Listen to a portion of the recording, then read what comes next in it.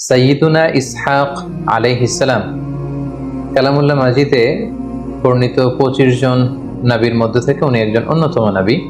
তিনি ছিলেন ইব্রাহিম আলাইহিস সালামের ছোট সন্তান এবং তিনি ছিলেন ইব্রাহিম আলাইহিস সালামের প্রথমা স্ত্রী সারার গর্ভজাত একমাত্র পুত্র, যিনি ইসমাঈল আলাইহিস সালাম থেকে বয়সে 14 বছরের ছোট।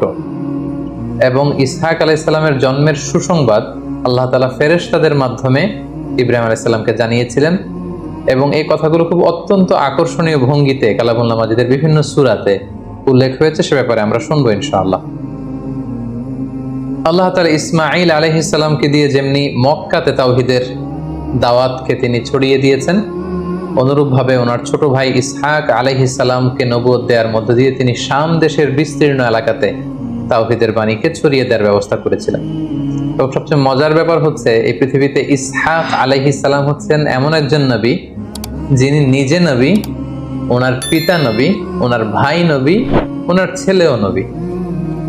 অর্থাৎ এরকম কোন নবী পৃথিবীতে খুঁজে পাওয়া যাবে না যার চারদিকেই শুধু নবী। ইসহাক আলাইহিস সালামের পিতা ইব্রাহিম আলাইহিস সালাম নবী, ইসহাক আলাইহিস সালাম নিজে নবী, ওনার আপন ভাই ইসমাঈল আলাইহিস সালাম নবী এবং ওনার সন্তান ইয়াকুব আলাইহিস সালাম তিনি আল্লাহর নবী। এজন্য আল্লাহ রাসূল সাল্লাল্লাহু আলাইহি ওয়াসাল্লাম সহিহ বুখারীর বর্ণনায় এসেছে যে ওনার 4টি জেনারেশনকে তিনি সম্মানিত 4টি জেনারেশন বলে উল্লেখ করেছেন এবং তাদেরকে তিনি করিম বলে অভিহিত করেছেন। তিনি বলেছেন আল করিম ইবনুল করিম ইবনুল করিম ইবনুল করিম ইউসুফ ইবনে ইয়াকুব ইবনে ইসহাক ইবনে ইব্রাহিম আলাইহিমুস সালাম।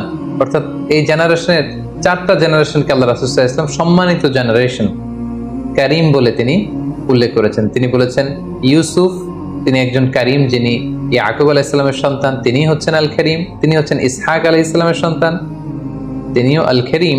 তিনিও ইব্রাহিম আলাইহিস সালামের সন্তান। অর্থাৎ করিম ইবনুল করিম ইবনুল করিম ইবনুল করিম, 4টি সম্মানিত জেনারেশন। ফেরেশতা পাঠিয়ে আল্লাহ তাআলা ইসহাক আলাইহিস সালামের জন্মের সুসংবাদ দিয়েছে। আমরা শুরুতে বলেছি সেই সুসংবাদ দেওয়ার ব্যাপারটি কেমন ছিল আমরা সরাসরি কোরআন থেকে শুনবো। সূরা হুদে আল্লাহ তাআলা ইরশাদ করছেন ওয়ালাকাদ জাআত রুসুলুনা ইব্রাহিমা বিল বুশরা ক্বালু সালামা। আল্লাহ তাআলা ইব্রাহিম আলাইহিস সালামের কাছে সুসংবাদ পাঠিয়েছেন। আল্লাহ তাআলা যে ইসহাক আলাইহিস সালামকে দান করবেন এই সুসংবাদ পাঠানোর জন্য তিনি একদল ফেরেশতাকে পাঠালেন। তারা এসে ইব্রাহিম আলাইহিস সালামকে সালাম দিল। ক্বালা সালাম, ইব্রাহিম আলাইহিস সালাম সালামের উত্তর দিলেন। ফামা লাবিসা আন জাআ বিআজলিন হানিফ। আমরা জানি যে ইব্রাহিম আলাইহিস সালাম অত্যন্ত অতিথি পরায়ণ একজন নবী ছিলেন। তিনি মেহমানদেরকে খুব পছন্দ করতেন, মেহমানদেরকে খাওয়াতে পছন্দ করতেন। সো ফেরেশতারা যখন আসলো মানুষের সূরাতে, তিনি মেহমান মনে করে তাদেরকে একটি ভুনা বাছুর, একটা বাছুরকে ভুনা করে গ্রিল করে তাদের সামনে উপস্থাপন করলেন। ফালাম্মা রাআ আইদিয়াহুম লা তাসিলু ইলাইহি নাকিরাহুম ওয়া আওজাসা মিনহু খীফা। তিনি দেখলেন যে মেহমানরা সামনে ভুনা বাছুর যখন দেয়া হলো গ্রিল করে, তারা কেউই খাচ্ছে না, বাছুরের সেই প্লেটে কেউ হাত দিচ্ছে না। দীর্ঘ সময় হয়ে গেল ওনারা খাচ্ছেন না। এটা দেখে ইব্রাহিম আলাইহিস সালাম ভয় পেয়ে গেলেন। তিনি ভাবলেন যে এরা ডাকাত দল না তো, কারণ তখনকার সময়ে ডাকাতরা অনেক সময় ছদ্মবেশে ঘরে প্রবেশ করত। তিনি ভাবলেন যে তারা কোনো ক্ষতি করবে না তো। ইব্রাহিম আলাইহিস সালাম যখন একটু চিন্তিত হলেন, বিচলিত হলেন, এটা যখন ফেরেশতারা বুঝতে পারলো, ক্বালু লা তাখাফ ইন্না উরসিলনা ইলা কওমি লূত। ফেরেশতারা বলল যে আপনি ভয় পাবেন না, আসল ব্যাপারটা আমরা খুলে বলছি, আমরা আসলে আল্লাহর পাঠানো ফেরেশতা। লূত আলাইহিস সালামের কওমকে ধ্বংস করে দেবার যে ঘোষণা, এটা নিয়ে আমরা এসেছি। তার আগে আপনাকে একটা সুসংবাদ আমরা শুনিয়ে যাব। ওয়া ইমরাআতুহু কাইমাতুন ফাদাহিকাত ফাবাশশারনাহা বিইসহাক ওয়া মিন ওয়ারাই ইসহাক ইয়াকুব। এবং তারা ইব্রাহিম আলাইহিস সালামকে সুসংবাদ দিল যে আপনাকে আল্লাহ তাআলা খুশি হয়ে আরো একটি সন্তান দান করবেন যার নাম হবে ইসহাক, এবং ইসহাকের পরে আপনার এক নাতি হবে ইসহাকের বংশে, তার নাম হবে ইয়াকুব। এই কথোপকথনগুলো যখন ইব্রাহিম আলাইহিস সালামের স্ত্রী সারা পর্দার অন্তরাল থেকে শুনছিলেন, তিনি লজ্জায় কাচুমাচু হয়ে তিনি হাসছিলেন। কারণ তিনি ভাবছিলেন আমার বয়স এখন 90 আর আমার স্বামী ইব্রাহিমের বয়স হচ্ছে 100। সো উনি হচ্ছেন বৃদ্ধ, আমি হচ্ছি বৃদ্ধা, আমাদের এই বয়স আবার সন্তান হবে কি করে। তিনি মুখ খুলে বলেই ফেললেন, ক্বালাত ইয়া ওয়াইলাতা আলিদু ওয়া আনা আজুজ। এই বৃদ্ধা অবস্থায়, এই বয়সে, এই বুড়ি বয়সে আমার বুঝি সন্তান হবে? তিনি হেসে দিলেন, ওয়াহাদা বালি শাইখা, আর আমার স্বামী ইব্রাহিম তো অত্যন্ত বয়োবৃদ্ধ। ইন্না হাদা লাশাইউন আজীব, এটা তো অনেক আজীব একটা ব্যাপার, আশ্চর্যের ব্যাপার, কি করে আমার সন্তান হবে? ক্বালু, ফেরেশতারা বলল, তা'জাবিনা মিন আমরিল্লাহ, আল্লাহর কোনো আদেশে, আল্লাহর কোনো ব্যাপারে আপনি আশ্চর্য হচ্ছেন? আল্লাহর পক্ষে তো সবই সম্ভব। রাহমাতুল্লাহি ওয়া বারাকাতুহু আলাইকুম আহলাল বাইত, আপনাদের পুরো ফ্যামিলির উপর আল্লাহ তাআলার রহমত এবং বরকত। ইন্নাহু হামিদুম মাজিদ, নিশ্চয়ই তিনি প্রশংসিত, তিনি মহিমান্বিত। তো এভাবে ফেরেশতা পাঠিয়ে একজন সন্তান যে আল্লাহ তাআলা দান করবেন, ফেরেশতা পাঠিয়ে তিনি চমৎকার ভঙ্গিতে আগাম সুসংবাদ দিয়েছেন। আল্লাহ বলেছেন যে, হে ইব্রাহিম, তুমি তোমার সন্তান ইসমাইলকে কুরবানি করার জন্য উদ্ধত হয়েছিলে, খুশি হয়ে তোমাকে আমি আরো একটি সন্তান দান করলাম, যার নাম হবে ইসহাক। এবং অন্য একটি আয়াতে সূরাতুল আম্বিয়াতে আল্লাহ ইরশাদ করছেন, ওয়া ওয়াহাবনা লাহু ইসহাক ওয়া ইয়াকুবা নাফিলাতান ওয়া কুল্লান জাআলনা সলিহিন।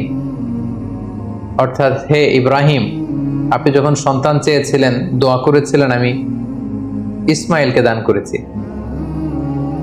কিন্তু ইসহাকের জন্য কিন্তু আপনি দোয়া করেননি, বরং এটাকে আমি অতিরিক্ত নাফিলাতান লাক, ইসহাককে আমি আপনার জন্য দান করছি অতিরিক্ত হিসেবে, এবং ইসহাকের সন্তান হবে ইয়াকুব। এগুলো সবগুলোই হচ্ছে অতিরিক্ত একটা স্পেশাল মার্সি এবং ব্লেসিংস আপনার প্রতি। ওয়াজআলনাহুম আইম্মাতান ইয়াহদুন, এবং তাদেরকে I am gonna make them leader of the উম্মাহ, গোটা উম্মার তারা লিডার হবে, তারা গোটা বিশ্বের মানুষকে হেদায়েতের বাণী দিয়ে আলোকিত করবে। এবং সাইয়েদনা ইব্রাহিম আলাইহিস সালাম যখন এই সুসংবাদ শুনলেন, তিনি অত্যন্ত খুশি হলেন, পাশাপাশি তিনি অ্যামেজড হলেন, অবাক হলেন যে আমি 100 বছর বয়স, আল্লাহ তাআলা আবার আমাকে সন্তান দিবেন। তিনি শুকরিয়া আদায় করলেন। তিনি বললেন, আলহামদুলিল্লাহিল্লাযী ওয়াহাবা লি আলাল কিবারি ইসমাঈল ওয়া ইসহাক ইন্না রাব্বী লাসামিউদ দুআ। প্রশংসা সেই সত্তার, সে আল্লাহর, যিনি এই বুড়ো বয়সে, এই বার্ধক্যে উপনীত অবস্থায় তিনি আমাকে দুটি সন্তান দিচ্ছেন। ইসমাইলকে তো দিয়েছেন, তার 14 বছর পরে তিনি ইসহাককে দান করার এই সুসংবাদ তিনি আমাকে শোনাচ্ছেন। সাইয়েদনা ইসহাক আলাইহিস সালামের ব্যাপারে আলাদা করে কোনো ঘটনা কালামুল্লাহ মাজিদে উল্লেখ পাওয়া যায় না, বরং অন্যান্য নবীদের সাথে মিলিয়ে আল্লাহ তাআলা সাইয়েদনা ইসহাক আলাইহিস সালামের ব্যাপারে বিভিন্ন আয়াতে তিনি কথা বলেছেন। যেমন সূরা নিসা আল্লাহ তাআলা ইরশাদ করছেন, ইন্না আওহাইনা ইলাইকা কামা আওহাইনা ইলা নূহি ওয়ান নাবিয়িনা মিন বা'দিহি ওয়া আওহাইনা ইলা ইব্রাহিমা ওয়া ইসমাঈলা ওয়া ইসহাক ওয়া ইয়াকুবা ওয়াল আসবাত। এই আয়াতে আল্লাহ বলছেন, হে নবী, আমি আপনাকে যেমনি ওহী দান করেছি, নূহ আলাইহিস সালাম এবং অন্যান্য নবীদেরকে যেমনি আমি ওহী নাজিল করেছি তাদের উপর, আপনার কাছেও ওহী নাজিল করেছি। পাশাপাশি আমি ইব্রাহিমকে ওহী করেছি, তার ছেলে ইসমাইলকে ওহী করেছি, ইসহাকের প্রতিও আমি ওহী করেছি বা প্রত্যাদেশ করেছি। এভাবে অন্যান্য অনেক নবীদের সাথে মিলিয়ে আল্লাহ তাআলা ইসহাক আলাইহিস সালামের কথা উল্লেখ করেছেন।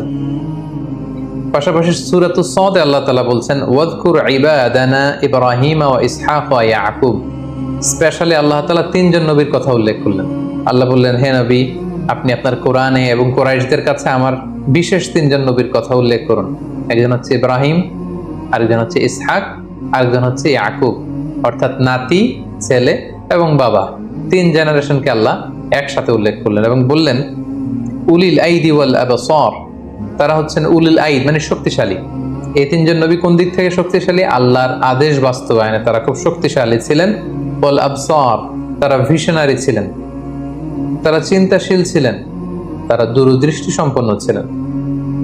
আল্লাহ তাআলা বলছেন, ইন্না আখলাসনাহুম বিখালিসাতিন যিকরাদ-দার, তারা এমন নবী যাদেরকে আখিরাতের জন্য আমি খালেস ভাবে তৈরি করেছি, অর্থাৎ দুনিয়াতে থেকেও তারা দুনিয়া নিয়ে পেরেশানি ছিলেন না, কি করে আখিরাতের কল্যাণ হবে, কি করে আখিরাতে সফল হওয়া যায়, এ নিয়ে তারা সবসময় চিন্তিত থাকতেন। ওয়া ইন্নাহুম ইনদানা লামিনাল মুস্তাফাইনাল আখিয়ার, and they are the chosen personality to me। যে 3 জনের কথা বললেন, আল্লাহ বললেন যে তারা হচ্ছে আমার কাছে চুজেন, মনোনীত, পছন্দনীয়। সুবহানাল্লাহি বিহামদিহি। এভাবে অন্যান্য নবীদের সাথে মিলিয়ে বিভিন্ন আয়াতে আল্লাহ তাআলা ইব্রাহিম আলাইহিস সালামের ছোট ছেলে ইসহাক আলাইহিস সালামের ব্যাপারে তিনি উল্লেখ করেছেন।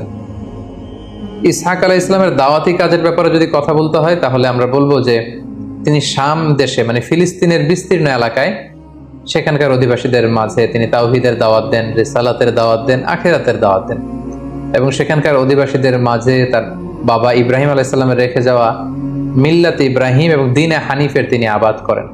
অর্থাৎ ইব্রাহিম আলাইহিস সালাম যে দাওয়াত দিচ্ছিলেন সে দাওয়াতেরই পূর্ণতা দান করেন সাইয়েদনা ইসহাক আলাইহিস সালাম। অন্যান্য নবীদের মতো তার জাতিগোষ্ঠীর পক্ষ থেকে বিরোধিতা বা রিজেকশন এরকম কোনো কথা কোরআনে উল্লেখ হয়নি, এবং সেখানে কোনো আযাবের কথাও উল্লেখ হয়নি। সাইয়েদনা ইব্রাহিম আলাইহিস সালামের ফুটস্টেপকে ফলো করে সাইয়েদনা ইসহাক আলাইহিস সালাম কানানের, ফিলিস্তিনের, শাম দেশের বিস্তীর্ণ এলাকা জুড়ে তিনি তাওহীদের রিসালাতের দাওয়াত দিয়ে দিয়ে তিনি তার জীবনকে অতিবাহিত করেছেন, এবং তিনিও তার পিতার মতো সে ফিলিস্তিনে ইন্তেকাল করেছেন। এবং সাইয়েদনা ইব্রাহিম আলাইহিস সালামের কবরের পাশে সাইয়েদনা ইসহাক আলাইহিস সালামকে কবর দেওয়া হয়েছে, এবং স্থানটি এখনো আল খালিল জায়গা নামে পরিচিত, এবং যে খালিল নামকরণটি বা নামটি সাইয়েদনা ইব্রাহিম আল খালিলের নামের সাথে মিলিয়েই খালিল এলাকা হিসেবে চিহ্নিত হয়েছে। সম্মানিত সুধী, সাইয়েদনা ইসহাক আলাইহিস সালামের জীবনী নিয়ে আলোচনা করবার পরে এবার আমরা ওনার জীবনী থেকে কিছু শিক্ষা খুঁজে বের করবার চেষ্টা করব, কিছু লাইফ লেসন। প্রথম যে লাইফ লেসনটি আমরা পাই সেটি হচ্ছে ইসহাক আলাইহিস সালামের বার্থ, জন্মটাই ছিল একটা মিরাকেল, একটা অলৌকিক ঘটনা। কারণ ওনার মা সারা, ওনার বয়স ছিল 90, ইব্রাহিম আলাইহিস সালামের বয়স ছিল 100। আমরা আমাদের সময়কালে 100 বছরের কোনো বয়োবৃদ্ধ নারী পুরুষের মাধ্যমে সন্তান হবে এটা কল্পনাই করতে পারি না। তো এজন্য এটা একটা মিরাকুলাস ব্যাপার ছিল। এজন্য এই ইসহাক আলাইহিস সালামের জন্মের সুসংবাদের জন্য আল্লাহ তাআলা ফেরেশতা পাঠিয়েছিলেন। এখান থেকে আমরা যেটা শিক্ষা পাই সেটা হচ্ছে আল্লাহ তাআলার পক্ষে সবই সম্ভব।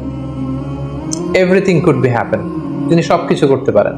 তিনি মরুর বুকে ঝর্ণা বহাতে পারেন, তিনি বিশাল নদীকে মরুচর বানিয়ে দিতে পারেন, তিনি পাহাড়কে দরিয়া করতে পারেন, তিনি দরিয়াকে পাহাড় করতে পারেন। এমন কোনো জিনিস নেই যেটা আল্লাহ তাআলার পক্ষে সম্ভব না। তার চাক্ষুষ জলজন্ত প্রমাণ হচ্ছে সাইয়েদনা ইসহাক আলাইহিস সালাম জন্মগ্রহণ করেছেন এমন বয়সে যখন ইব্রাহিম আলাইহিস সালাম বয়োবৃদ্ধ, যখন তার মা সারাও বৃদ্ধা। তো প্রথম যে শিক্ষাটা পাই, আল্লাহ তাআলার উপর অবিচল আস্থা এবং বিশ্বাসের শিক্ষা আমরা পাই, তিনি চাইলে সবকিছু করতে পারেন। দ্বিতীয় যে শিক্ষাটি আমরা পাই সেটা হচ্ছে বিশ্বাসী হিসেবে আমাদের কখনো হতাশ হওয়া ঠিক না। আল্লাহ তাআলা বলছেন লা তাইয়াসু মির রাউহিল্লাহ, আল্লাহর রহমত থেকে নিরাশ হয় না। বিশ্বাসীরা কখনো হতাশ হয় না, তারা কখনো নিরাশ হয় না, তারা কখনো হাল ছেড়ে দেয় না, তারা ভরসা রাখে আল্লাহর উপর। অনেক দম্পতি আমাদেরকে বলে যে দীর্ঘদিন তাদের দাম্পত্য জীবনে কোনো সন্তান হয়নি, তারা নিঃসন্তান। তাদেরকে আমরা বলি যে আপনারা সাইয়েদনা ইব্রাহিম আলাইহিস সালাম যেভাবে দোয়া করেছিলেন সেভাবে দোয়া করুন। তিনি দোয়া করেছিলেন রব্বি হাবলি মিনাস সলিহিন, হে আল্লাহ আপনি আমাকে নেককার সন্তান দিন। পাশাপাশি জাকারিয়া আলাইহিস সালামের একটি দোয়া রয়েছে, তিনি আল্লাহ তাআলার কাছে দোয়া করেছিলেন রব্বি লা তাযারনি ফারদাও ওয়া আনতা খায়রুল ওয়ারিসিন, অর্থাৎ হে আল্লাহ আপনি আমাকে নিঃসন্তান বানিয়ে রাখবেন না, কারণ আপনিই তো উত্তরাধিকারী দানকারী। সো এই দুটি দোয়ার কথা আমরা সে সমস্ত দম্পতিদেরকে সাজেস্ট করে থাকি যাদের দীর্ঘদিন চেষ্টা করে যাওয়ার পরও যাদের সন্তান হয়নি, আমরা বলবো আপনারা এই দোয়াটি পড়ুন। প্রথম দোয়াটি হচ্ছে রব্বি হাবলি মিনাস সলিহিন, ইব্রাহিম আলাইহিস সালামের দোয়া, হে আল্লাহ আপনি আমাকে নেককার সন্তান দিন। দ্বিতীয়টি হচ্ছে জাকারিয়া আলাইহিস সালামের দোয়া, রব্বি লা তাযারনি ফারদা ওয়া আনতা খায়রুল ওয়ারিসিন, হে আল্লাহ আপনি আমাকে নিঃসন্তান বানিয়ে রাখবেন না, আপনি তো উত্তম উত্তরাধিকারী দানকারী। সো যাদের সন্তান হয় না তাদেরকে আমরা বলবো যে আপনারা আশাহত হবেন না, নিরাশ হবেন না, আপনারা চেষ্টা চালিয়ে যান, আপনারা দোয়া করুন, প্রয়োজনে যথাযথ চিকিৎসা গ্রহণ করুন। আল্লাহ তাআলা চাইলে সব করতে পারেন। তিনি চাইলে ছেলে দিতে পারেন, তিনি চাইলে মেয়ে দান করে থাকেন, তিনি যাকে চান ছেলে মেয়ে দুইটাই দেন। আবার কাউকে চাইলে পরীক্ষার অংশ হিসেবে তাদেরকে নিঃসন্তান বানিয়ে রাখেন। সো আমরা সবসময় হোপফুল থাকবো, নেভার লুজ হোপ, কখনো হতাশ হওয়া যাবে না, আমরা আল্লাহ তাআলার উপর সবসময় ভরসা রাখবো। 3 নম্বর যে শিক্ষাটি আমরা পাই সেটা হচ্ছে ভালো কাজের, কল্যাণমূলক কাজের ধারাবাহিকতা অব্যাহত রাখার জন্য গুড সাকসেসের রেখে যাওয়া, ভালো উত্তরাধিকার রেখে যাওয়া। সাইয়েদনা ইব্রাহিম আলাইহিস সালাম যদি ইসহাক আলাইহিস সালামকে তাওহীদের শিক্ষা না দিতেন, ছেলেকে ওইভাবে গ্রুমিং না করতেন, ট্রেন আপ না করতেন, তাহলে ওনার দাওয়াত হয়তো ওইখানেই থেমে যেত। কিন্তু না, সাইয়েদনা ইব্রাহিম আলাইহিস সালাম ওনার সন্তানকে এমন ভাবে তিনি গঠন করেছেন যে ওনার ইন্তেকালের পরে এই দাওয়াতি কাজের আঞ্জাম কিন্তু ওনার ছেলে ইসহাক আলাইহিস সালাম পুরো শাম দেশ জুড়ে দিয়েছেন। তিনি সেখানে তাওহীদের দাওয়াত দিয়েছেন, রিসালাতের দাওয়াত দিয়েছেন, আখিরাতের দাওয়াত কিন্তু তিনি সেখানকার জনগোষ্ঠীর মাঝে দিয়েছেন। সো আমরা কোনো ভালো কাজের ধারাবাহিকতা যদি অব্যাহত রাখতে চাই, আমাদেরকে এমন গুড সাকসেসের উত্তরাধিকার রেখে যেতে হবে যারা আমাদের অবশিষ্ট কাজটুকু, আমাদের রেখে যাওয়া কাজটুকু যাতে তারা কন্টিনিউ করতে পারে। আল্লাহ তাআলা আমাদের সবাইকে কথাগুলো বুঝার ও আমল করার তৌফিক দান করুক। হাযা মা ইনদি ওয়াল ইলমু ইনদাল্লাহ আলাইহি তাওয়াক্কালতু ওয়া ইলাইহি উনীব। ওয়াসসালামু আলাইকুম ওয়া রাহমাতুল্লাহি ওয়া বারাকাতুহু।